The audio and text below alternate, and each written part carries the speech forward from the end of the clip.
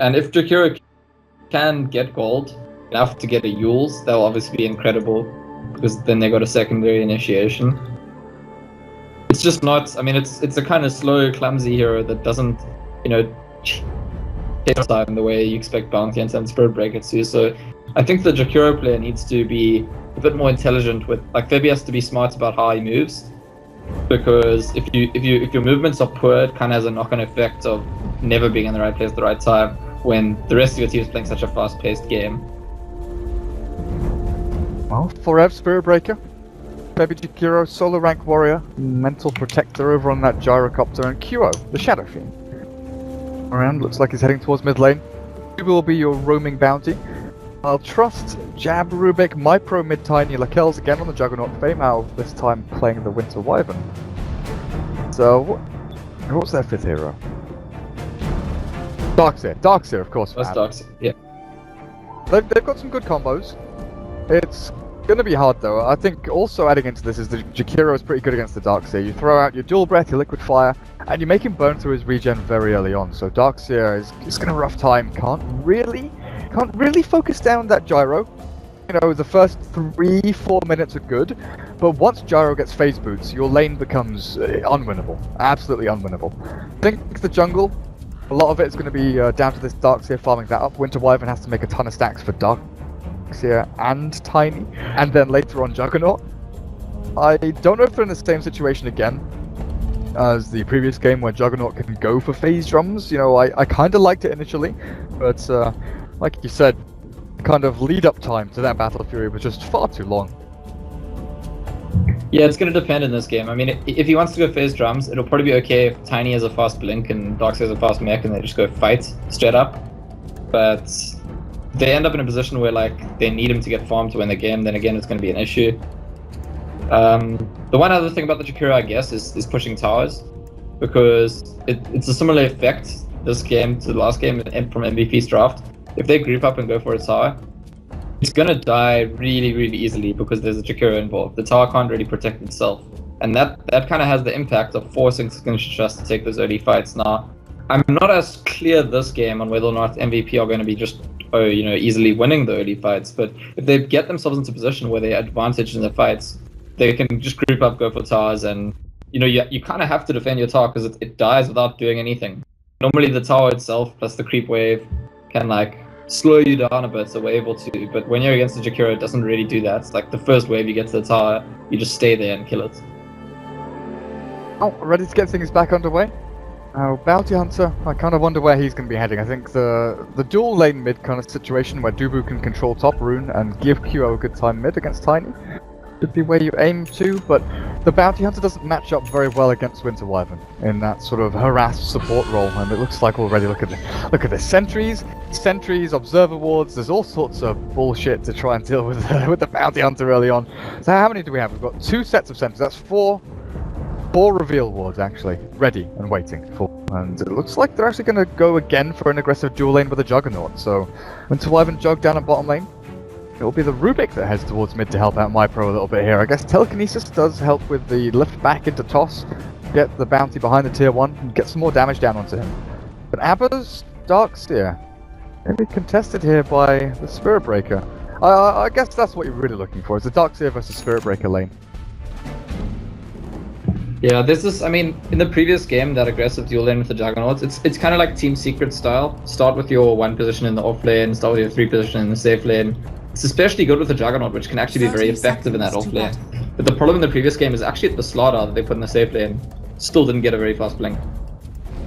So I wonder, so exactly as you say, like if the Darkseer starts in the safe lane, but manages to get shut down, then it kind of undermines the whole purpose in laning the way that Signature.Trust want to. Oh, they saw the bounty lift first. Telekinesis there, Dubu's caught with the avalanche. It should be enough damage. The sentry is taken out. Dubu takes the observer ward as well, but he still drops. But I think that economic damage back onto the Dire is maybe not. They switch things back and another sentry's placed. So it's an Ob and a sentry for an Obs and a sentry and a sentry. So that's worth it for the Dire then in the end. Yeah, I mean, I don't think you want to go down first blood just to get a trade-off of getting rid of 1 sentry.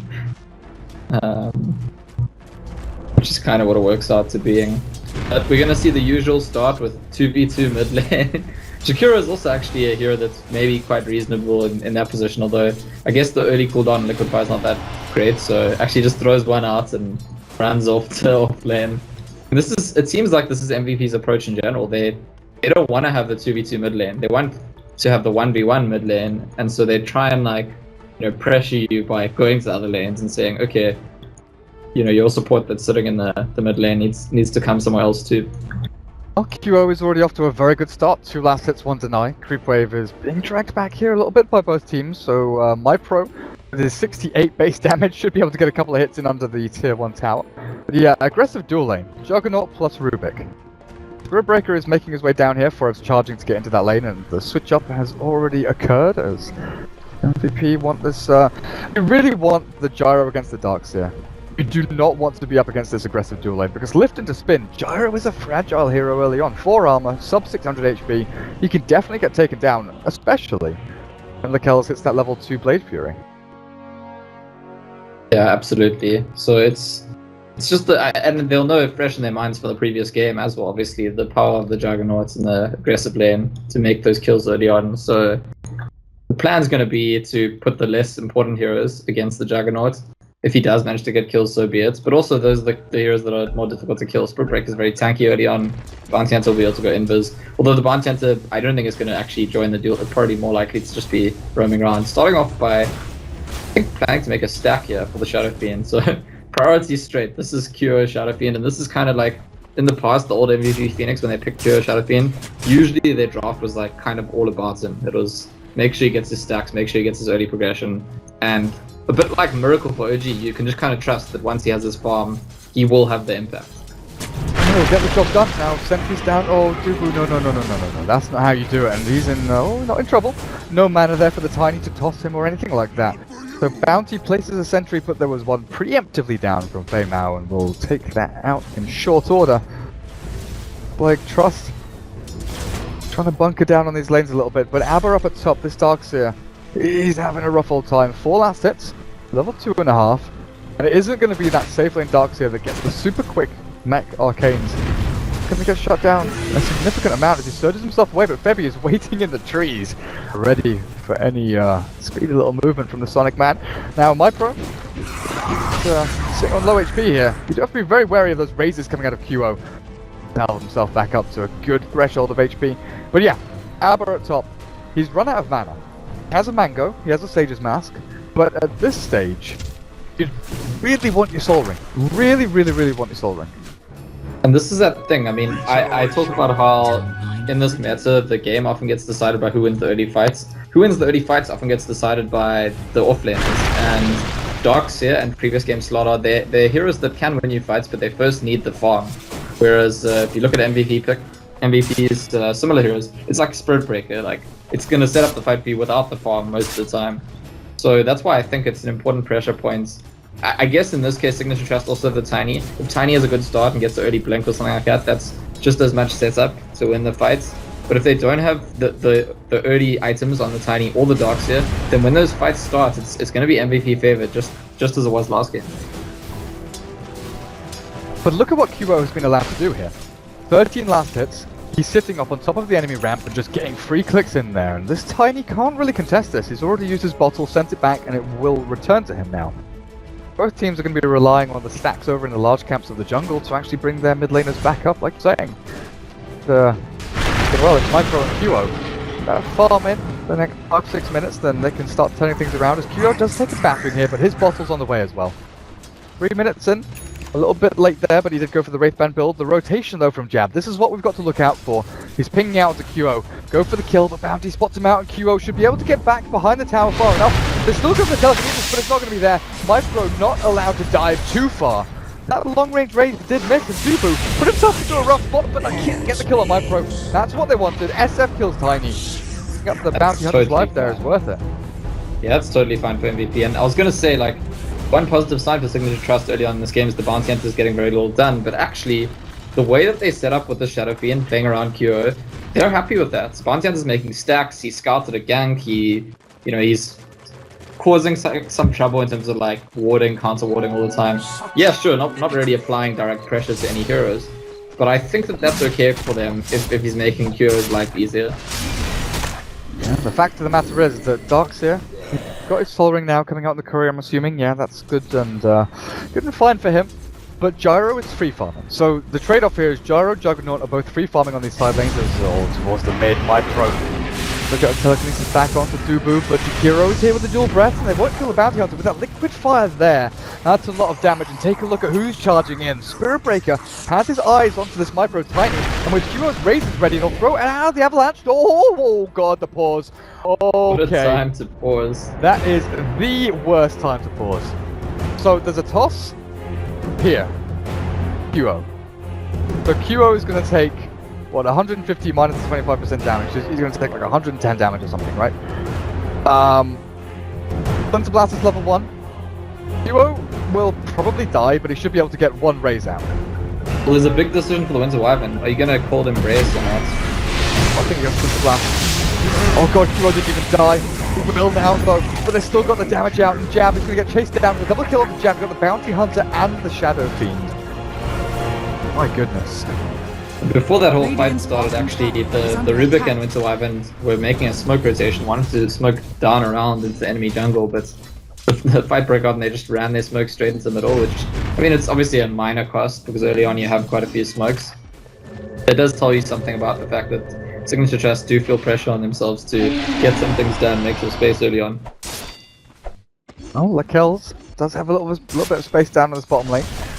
We've seen a fair amount, Loader and Big Daddy, No Tail. They've been going for a lot of kind of Phantom Lancer builds on Juggernaut, where you go Brand Boots, Drums, Aquila, Quelling Blade, and then into Boots of Travel. And it allows you to get into team fights a little bit faster, allows you to split push with the spin TP, and also S4 said it, that the movement speed you get from BOTs just allows you to chase that much better, consistently anyway, over the phase booties. Lane vacuum back, Abba gonna miss out on that one. Level 1 vacuum not wide enough, but Kells looks like he's going for the same old phase boots. I wonder if he still considers going those drums though, because they did delay him quite a good amount. Yeah, it's going to be a tough call for him. I actually, to be honest, I'm still a fan of the phase boots, at least on certain melee heroes, just because of that recent buff with the gap closing. Like, I think that people aren't used to it just yet, like how quickly you can burst, but there's an Invis SF heading here, and this is really trouble for Lakel's. He's got Omni Slash, but he chooses to get the spin out. I'll kill him off. They do a lot of damage back onto QO. Meantime, looks like Darkseer killed Gyro. Where was that? Up at top? On his tower, on the Gyro's tower, so he must have dived him and then cleared. Meanwhile, Jakiro dies at mid, just caught the tail end of that. So, Trust, that's a decent move for them. They lose Darkseer Juggernaut, but they do get some kind of trade-off. Best. But at least they're making something out of it, right? It's not just like, oh, we lost 2 heroes, we've got to go back to farming, we've got to sort of play passively. They're playing aggressively into these other lanes to try and poke and prod and find weaknesses. Does my pro have a Quelling Blade just to help counter wards? I mean, do you need a Quelling Blade on Tiny to get last hits? I have no idea. I think it's got to be that they've had this like constant warding and counter warding battle in the lane. So yeah, I don't know. Signature.Trust doing alright in this game at the start. My concern is just that, again, I'll say it, that the lane stage does not dictate the game.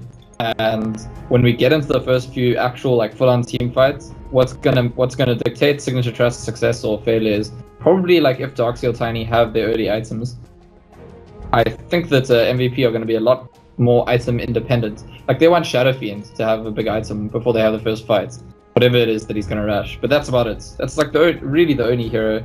Like it's nice for Jara to have something, but Jara's contribution to the first fight is probably more the cooldown on Rocket Barrage. Tiny still has a stack to take actually, over in the dire jungle. I'm going to assume it's him that takes it. You know, Darkseer is fine with his farm rate, Juggernaut's okay. Tiny just needs that burst of gold to get into his Blink Daggers a little bit sooner, so I think it's going to be him. Yeah, look at Feimao already just deboarding everywhere around this mid lane. He's got his brown boots. What we're looking at for Rubik though, because I feel Rubik, even though it's not necessarily said a lot of the time, but Rubik is one of those farm dependent supports that can rely on their skill set. He's got good skills, but actually utilizing them to their full capability, you need Blink, you need Force Staff, you need Glimmer Cape, you need these mobility items, then into Aghanim Scepter to really give you that strength of team fight presence. So Jab needs farm as well. I feel like there are 4 relatively greedy heroes here on Trust that they need another maybe 20 minutes to really hit their peak. Well, the one advantage of the way the Bounty Hunter has been forced to play in this game is that he hasn't been able to go into the enemy jungle at all. So I don't think there's... Look at what they draw on the map. You're saying we need to go there and steal their stack. Because they haven't been able to like see the status of the stacks, where they are. They don't have that direct information. And they're not really in position to do it just yet. So I wonder if they're going to back off from the spot side, or they try to finish it first. Clearly drawn lines saying we need to steal those stacks, and I don't know about you, but I think if they manage to steal the stacks, that's huge trouble for Signature.Trust. Looks like the Kells is having a little bit of a PC issue. Blue screen. The lovely blue screen. Have you been watching the summit? Yeah, I have been watching the summit. Oh my god, did you see Moon Meander last night? Did you watch his cast? Oh, you mean his casting? Oh my goodness. The savage yeah, couch. he was pulling no punches. That was the best thing I've seen in quite some time, actually. I think that's part of the reason why the players all say that the summit is just like such an enjoyable event. I mean, there's lots of reasons, but I think that's one of them, that they get to like... I mean, you can see he's just enjoying himself, right? He's not... I don't think he's trying to like start any kind of rivalries or something. He's just, he's just having a good time. Yeah. Korok comment, the Ritsu flames, everything was pretty spot on, honestly. That guy, absolute genius. I mean, we had a little bit of fun with it as well on the Join Dota website. I don't know if you saw, but when he made that comment that OG was all American, and he gave the perfect argument that that Miracle was American because he lived in the Middle East. Himself and Fly were both American because Israel is best buddies with NA, and No Tail because he's a flower. There's lots of Americans in flowers in America, and flowers are free. He was American, so we changed all their flags to the USA. So yeah, OG I thought now it was is great. a full USA team. Yeah, I mean, and with that compelling reasoning, why not? Exactly. His argument was flawless, absolutely flawless. The thing, while we're talking about the summit, by the way, that stood out the most to me is, I don't know if you watched, how many of the matches you watched, like this, Vici Gaming are actually looking really good. I mean, maybe it's obvious because they already beat OG and Virtus Pro, which are 2 strong teams, but there's something with Burning that wasn't working for them at the major. Like he wasn't happy with his heroes, or like there was, I don't know what it was exactly, but people were saying Burning's playing badly, and I think that's maybe a bit too oversimplified. But clearly they weren't getting the most out of him, and now they are. Now you watch this. I mean, maybe it's like now they're picking like Carry Venge. They didn't exchange stuff, but the team looks happy. They're getting a lot out of all their players, and I like honestly think Vici Gaming have a good chance to beat EG tonight. I mean, the one thing that made me... I was feeling the same thing, he was very... It seemed he was very stubborn, but I don't know if it was him or the captain actually calling things out for him, with item builds and heroes especially, where it was just outdated. He was, using obsolete, outdated item builds, and things just weren't working. The one thing that changed my mindset on this was his Wraith King. The Wraith King with Midas Blink Desolator. This is just completely out of the norm. You look at Wraith King, you think, right, standard build is Treads, Drums, Blink Blade Mail, Radiance, AC, BKB, things like that, usually in that order. But going for a Desolator, that just shows that he is a very, very forward-thinking player. And I just wonder what was holding him back. What was the factor that was sort of nagging him, saying, no, just go standard. Don't mess around with things. Don't change what's not broken. Instead of actually breaking the mold and showing that he's an amazing player. But anyway, we're back underway. 4 to 6, 7 minutes in. Trust against MVP here in game number 2 of this 2-game series in the Dota Pit Season 4 by G2A. And Signature.Trust have actually done pretty well in the laning phase. The Radiant don't get into the dire jungle to stop the stack being taken. Bounty Hunter's just a little bit too late for that, as Jab walks himself straight past Bounty. But bot lane, Forev is about to hit level 6, and that's when we're going to start seeing them run around and really open up the map. Yeah, so a good sign for Signature.Trust, they managed to farm their own stacks. Even so, Darkseid and Tiny are both very far still from their first major item, the mech or the blink or whatever it may be. And actually, Dubu's Bounty Hunter, despite having a kind of stand around, do nothing, be a mobile ward early game, almost level 6. And I do feel like Bounty Hunter hitting level 6 might be the time for MVP to stop making plays. Well, they're actually going to make a 3-man smoke with Bounty Hunter, Shadow. Oh god. Oh, I didn't catch that. I was watching the smoke as well. I was super worried Bounty Hunter didn't have any items, and then I realized he dropped his brand boots on the floor. Now Courier is going to get scouted here. They're looking for someone else in the jungle, but QO should just be able to take down the Courier. Get a little bit of gold to line their pockets, and now Trust got the kill down on bottom lane on that Spirit Breaker, but my goodness, are you sure you want to stick around here? You know SF is in your jungle, you know Bounty Hunter's waiting around as well. Now QO just going to walk straight on in to play him out with Wyvern. He's hit level 5, but with the cold and missed raises. QO will still get the kill, but I don't understand that movement. Lack of movement. I don't understand why you stand still. You know there are 3 heroes top. You know they're coming into you. You have perfect. Just stay on lane. Yeah, I don't know. I can only suspect they thought because the stacks weren't there, SF will see there's no stacks and just leave or something like that. He just killed the Courier. Yeah, he killed the Courier, and you're thinking he was in our jungle looking for stacks. He didn't find stacks. Okay, he'll be scared and leave. But you got greedy. Omni Slash was to save you, not to look for kills. Now, there's no cooldown actually. Dark's here, jumps himself into the fight here with the charge forward. Aber, he's going to get bashed up, and another rocket barrage comes through. We'll be able to kill him off in a second's time, and that's a nice juicy little kill for Jab. He's ready. He's taken Barrage, thrown it back into the face of the gyro.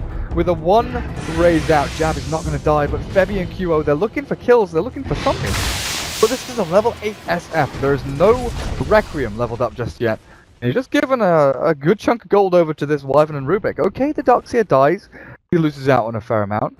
But that's level 7.5 on Wyvern. That's level 8 almost on this Rubik. Jab is the 3rd highest net worth in the game right now. he's 6-0 and 2 on Rubik. He could buy a Blink Dagger very soon if he wanted to. It's pretty phenomenal. I mean, he's not lost hits much. It's just like he's gotten all the kills.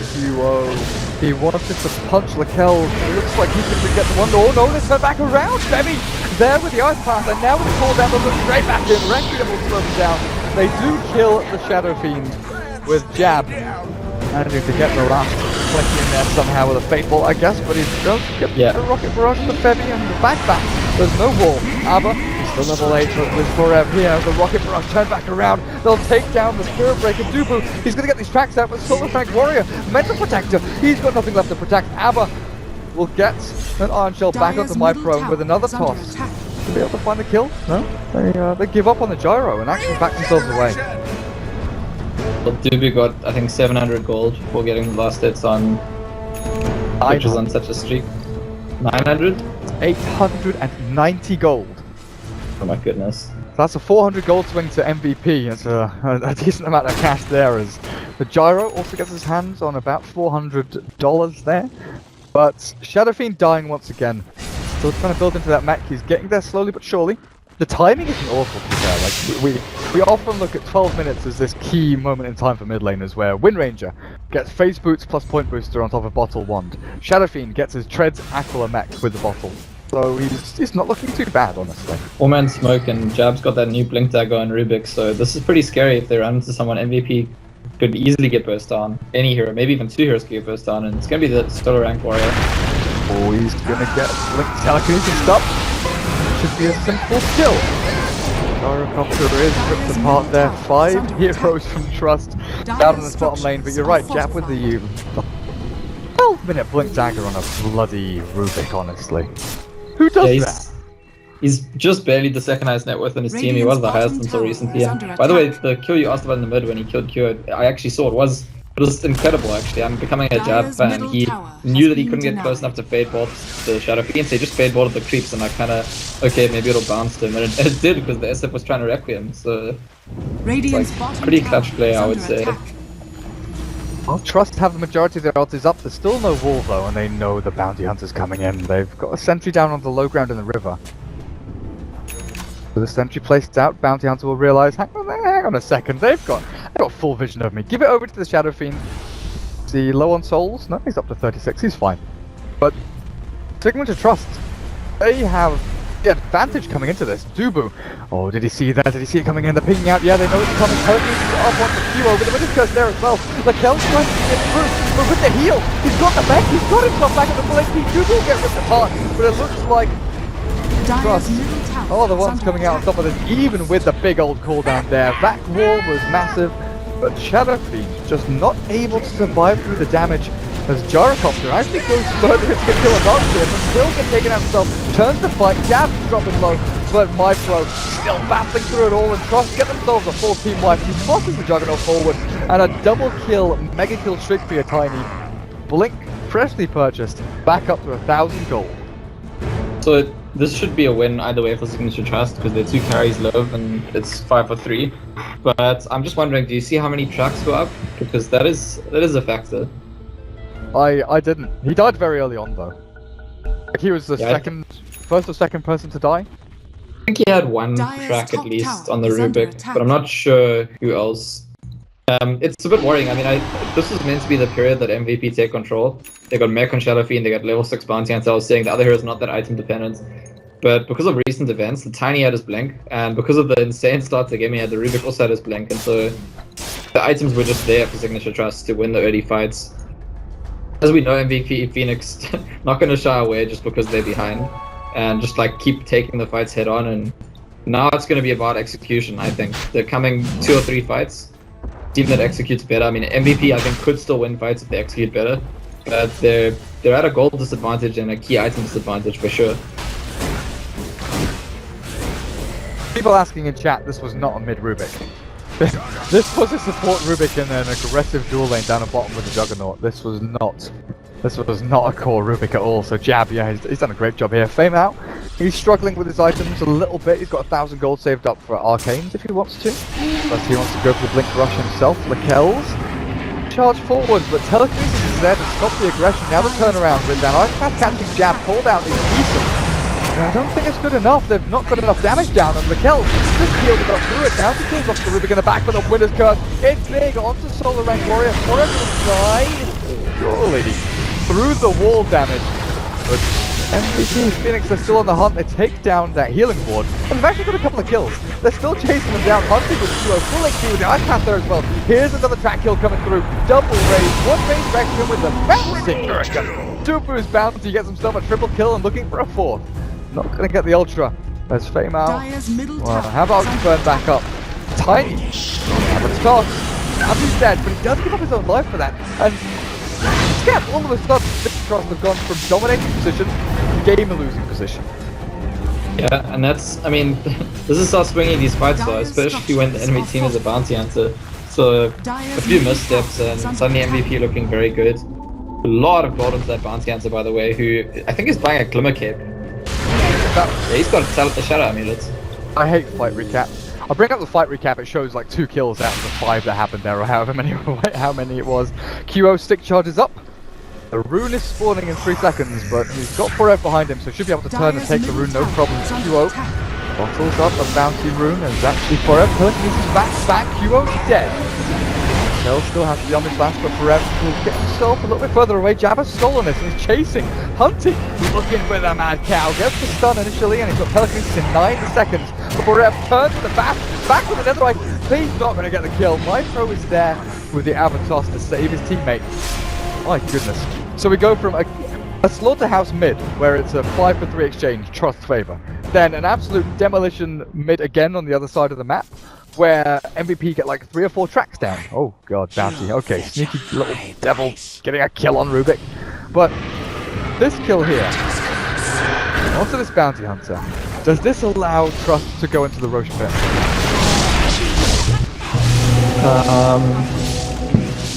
That's a good question. Do they have a medallion? They've got a healing ward that's just timed out. No, I don't think it does. Being pinged out by MVP, but they've also got the track on the Dragonauts. I think they're safe. They're gonna pressure the lane a bit, maybe steal the enemy jungle and then leave. I'm interested. I've seen Bounty Hunter Glimmer Cape before, but only in SEA. Have you seen it anywhere else? Because it's obviously something counterintuitive about like you're already an invis hero and you're already basing them to buy true sight. Now you can make other people invisible. Like obviously it does add something you can use on other people. You can also reduce the spell damage incoming. But it's something that I've seen exclusively in Southeast Asia. I feel like I've seen it on Pile Die. But that's a feeling thing. That's not I'm damn sure I've seen it on him. And I think he would be one of the only people to go for it, because Bounty Hunter is one of his heroes and he's played it a hell of a lot, so it's statistically kind of likely that he's gonna have one or two games where he picks up something funky. But No. I guess Glimmer Cape is especially punishing against something like Juggernaut. Juggernaut himself is not going to be carrying around Dust or Sentries, so I mean, you get some Glimmer Capes, and occasionally he's just going to like whiff his Omni Slash completely because of the positioning. Yeah, Winter's Curse as well with Forever trapped in the enemy jungle, called out to the same and will get taken out here eventually. With the Requiem from high ground, is there anything to stun my pro? Nothing. Ice Patch is a little bit too slow. Dubu was chasing Lakells, has Omni Slash level 2 up and running. It's like MVP not going to be able to chase anyone down here unless ABBA gets back into the wall. They're going to fall back wall, but it doesn't do anything. It doesn't actually accomplish anything here. And they'll be able to bring him down slowly but surely with a final raise. No! Dubu doesn't throw it! And Gyro and ABBA goes back up. Hydro jumps straight into this, jumps Omni Slash through them all, bounces back onto the Gyro, who just taken down by the spin. And look what's stolen. Ice Pound on the Rubik. Slows down Q's retreat. And Jab, he's 1v1 in the SF. My pro comes back into help. By the way, before he stole Ice Part, he stole track. He tracked all of them. So that's actually 3 track kills for Signature.Trust. Crazy stuff. Crazy stuff. 18 to 28. Oh my goodness, this Rubik is demolishing people. But like I was saying, he got ice. It's a support that does good job with limited items, right? His skill set is decent, but he can do an amazing job if you have a player like this on it that can get an early blink, get a couple of kills, and really set the tempo of this game. Because Forever Spirit Breaker has nothing. Bounty Hunter has a Glimmer Cape Arcane, a little bit of utility there, but Gyrocopter, damage is lacking. Shadow Fiend, Mech, Yasha. Signature.Trust has a ton of itemization over MVP here, and take a look at Lakells. Exactly what we were looking for. The quicker, well, Battle Fury comes at around the same time as it did in the previous game, but I feel this is a lot better because he's been fighting a lot more and actually making the best use of his skill set. Yeah, absolutely. It's funny because in the previous game he bought the drum, which is the fighting build, but then he didn't fight that much. So here he doesn't even buy the item, but he still does dirty fighting, still goes straight to the Battle Fury, and I appreciate it. I think that the big difference between the two games so far is that like breaking point lane stage ends and starts being about team fights. Previous game, when that started, Signature.Trust just couldn't win a fight. They couldn't run from fight, they couldn't win a fight. This time it started, they were actually at an advantage. So they kind of slipped up a bit. MVP won 1 or 2 fights, but mostly Signature.Trust have done well to guard the lead that they had coming out of the lane stage. And I think they're in a pretty neat position right now. I mean, it's not a massive lead, and it's nothing that like a big team fight for MVP with a bunch of track kills couldn't change.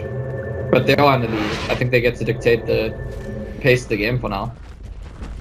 Well, they want a tier 1 tower up at top, it looks like, with Aegis over on the Tiny. They should be okay to go and bring that down. He's got his Aghanims done as soon as the courier comes in to deliver that as well.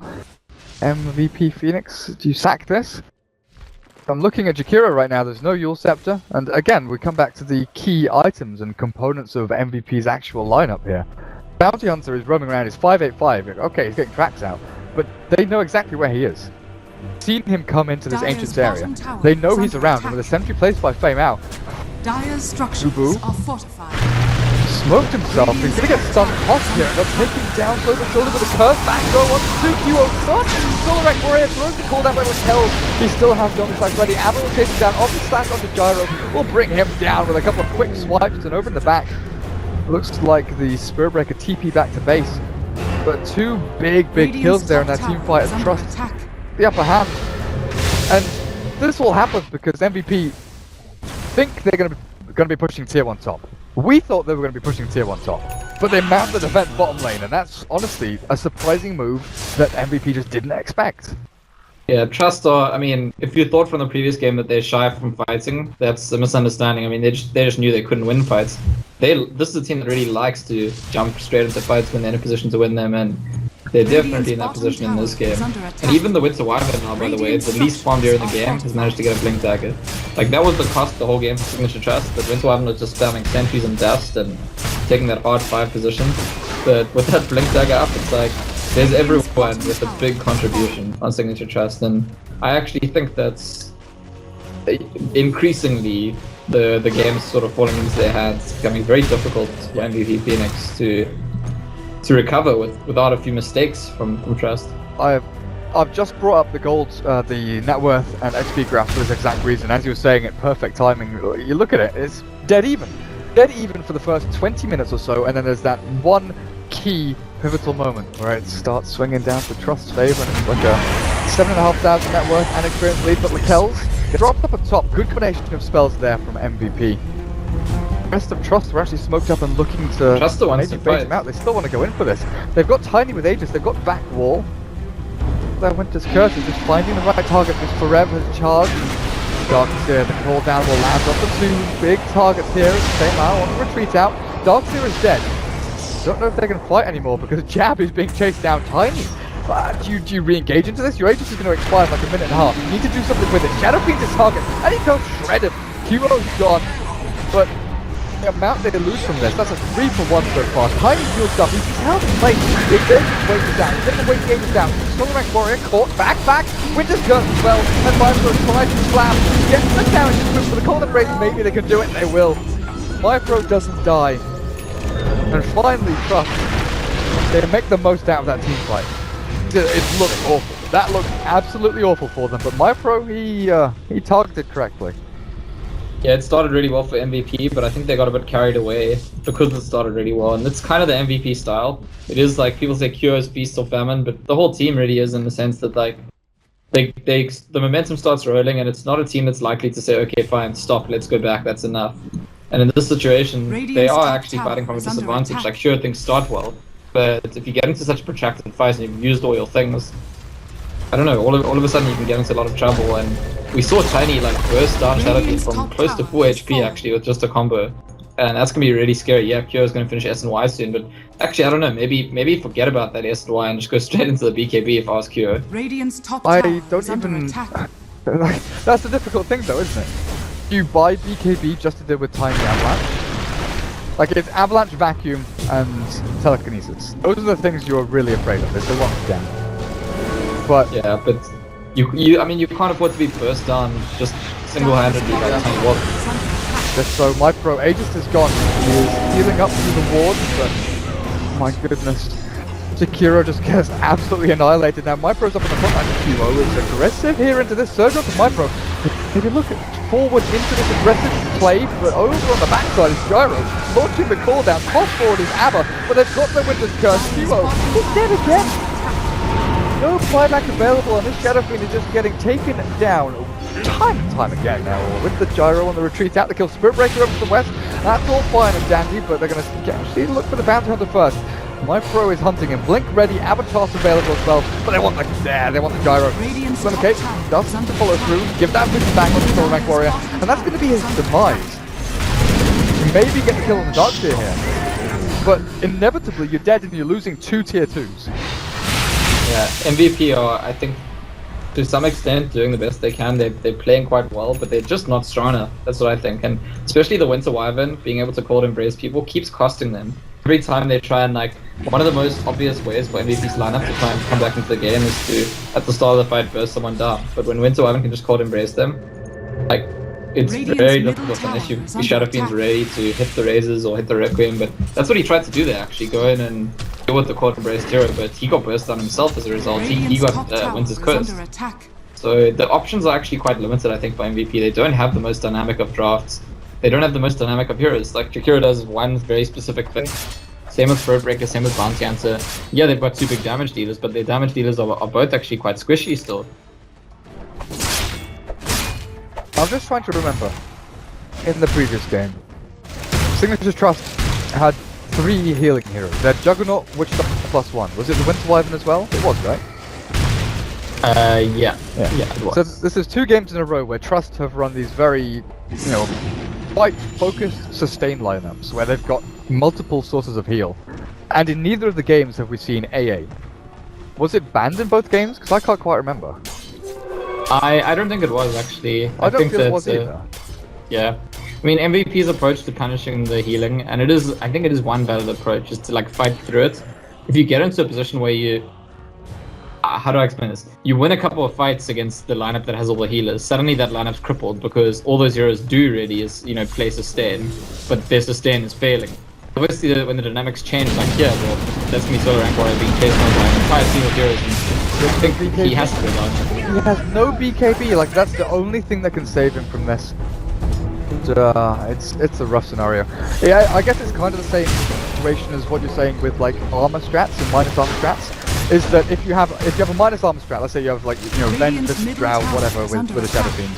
If you go behind and your opponents get Vlad's AC faster than you can actually build up your levels and get that momentum or the sort of critical mass point, then you fall short. You always fall short in team fights. It's kind of the same with this healing. If your opponent has enough nuke damage to break through the first couple of fights through the healing, then you're always going to be very timid in actually engaging into fights, even if you can. But you're just broken. You're just broken from the get-go, really. Now, Rack's falling. 28 minutes in, Signature.Trust gets charged on in, but once again, Javish is on the money with his left and QO. Oh, I don't know about this. Back into the wall, haven't caught them with a turn. Then he's gone in forever. Gonna get taken down shortly after. 2 drop with Dubu and QO being forced back behind the tier 4s. My approach is linked in aggressively. Tosses an illusion. Says, you know what? I'm in your base now. Radiant's middle barracks are under MVP just want to chase. This is the only mode they know. They're gonna try and win through a fight, and I don't know. At some points, I think Signature.Trust might turn around and punish them for it. I think it's now. The track's being traded there as Rubik and Bounty Hunter pointing their fingers at each other and saying, "Hey, I see ya, I see ya." The track's up here onto QO. Hang on a second. What the hell happened there? What a 4-staff. You're still going to get hunted down as actually Avalanche toss. 4F is dead. Mid-air, slammed into the ground. Dubu and QO creeping back and back is big! They got them both, and Jab will find the Fade Bolt back onto him. He's going to try and steal as much as he can, but it's only the invis from the bounty. Abba forces himself, Dubu forces himself away. Uses up for that hero, and maybe he's gone a little bit too deep. Even with the Guardian Greaves, he's got one drop in a second, but he's burning, he's ticking, he's going to drop it. Oh! The Cold Embrace! Baymao gets a save onto him, and it's not going to be enough to kill Abba with the Ice Power following through. Shuriken will finally secure that kill, and up on top lane, the Gyro is pushing tier 2, but you are losing 2 lanes of racks here up against Signature.Trust. Radiant's bottom it's heavy base for MVP Phoenix, I want to say. Essentially in the same position that they put Signature.Trust in early on in last game, where they're damned if they do, damned if they don't. It's near impossible for MVP Phoenix to win a fight, but the only reasonable way for them to come back into the game is by winning a fight. So you have to fight. Options very limited. You have to fight to win a fight, but if you fight, you're going to lose the fight. It's yes, it's a position that I would not wish on my worst enemies. For MVP Phoenix at this point in time, it's like a 20k net worth lead for Signature.Trust, as well as a 15,000 experience lead. 2 lanes of racks ahead. And this tiny BKB Blink Aghanim Scepter. Do you go Moonshard or do you go AC? The question has been answered. He goes Moonshard. Yes. Good. And we look at the Juggernaut, honestly. Do items even matter on this guy? He's gone Battle Fury to secure the late game, but he's done so well fighting early game that 15,000 net worth is good, right? It's good, solid amount. But for 31 minutes on a 1-roll carry, it's not an amazing amount. It's not a spectacular amount, especially when you're leading and you're winning a game. Trust have been fighting so much that even though their net worths look good, they're not where they should be. This is the Hail Mary. MVP want to win this fight. If they get wiped, they probably call it. Oh, well, he's got the BKB Blink out of fast, and they're both caught in it. The curse is just over. MVP, you've got nothing left to give. SF dead for a minute. Solo rank warrior on the retreat out. Gyrocopter takes 2 slams here. Pro. Top? No? Just waiting for it. Get Ice Path up. Wyvern buys back into the game. The 1 kill that MVP did manage to secure. And I think they've seen him. They've seen him. They've got him in a... Ooh, no, they don't. No vacuum, no telekinesis, no blink, avalanche, nothing left here. Trust. MVP are not going to come back into this game by like getting out alive after a fight. That's not going to be what does the trick. And yeah, I don't know. I just want to say Rubik. Sure, he had a great start, and early on kills matter a lot. So we're like, oh, he's like highest net worth or second highest net worth, but he's still third highest net worth at 30 minutes into the game. He's got himself an Aghanim Scepter. He's got blink. He's got 4-staff earn, another 2k, and it's just like been the jab show, I think, this game.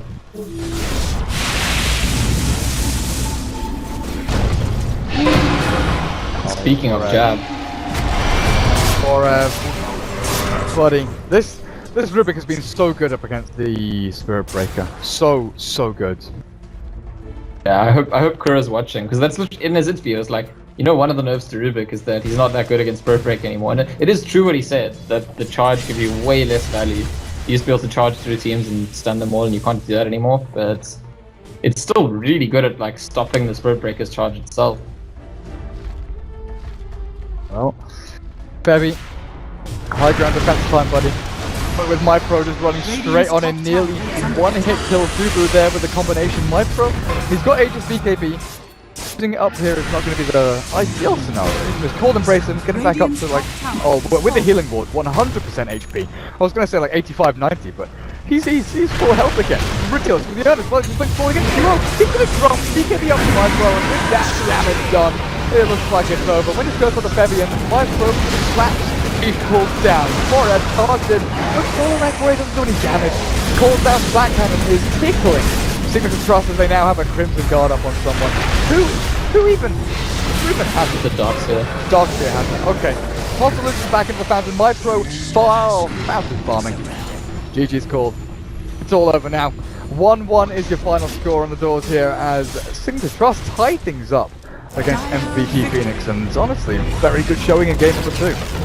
Yeah, that's eating successfully with all the top teams in the region recently. They haven't like shown themselves to be contenders for the best, but they've been able to beat all the best teams. That's absolutely for sure. Where MVP Phoenix, I think,